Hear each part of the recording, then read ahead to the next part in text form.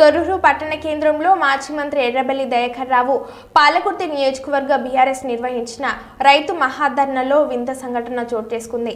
మాజీ మంత్రి తాటికొండ రాజయ్య మాట్లాడుతుండగా స్టేజ్ పైకి ఒక తొండ దూసుకొచ్చింది. భయంతో మాజీ మంత్రి ఎమ్మెల్యే హరీష్ రావు స్టేజ్ పై నుంచి నిల్చొని పక్కకు జరగగా పక్కన ఎర్రబెల్లి దయాకర్ రావు సత్యవతి రైతోడు సైతం పక్కకి జరగగా తొండ మనల్ని ఏం చేస్తుంది, తొండకు భయపడతారా అంటూ రాజయ్య నవ్వారు.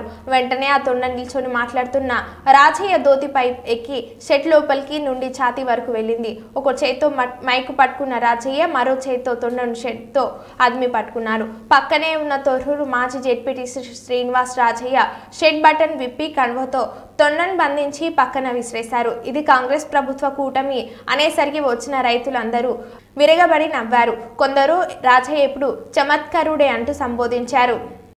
ఇవ్వడం లేదు. అదే విధంగా రైతులు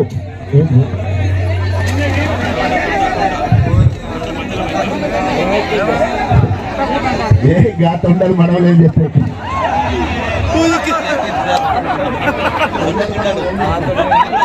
ఇట్లా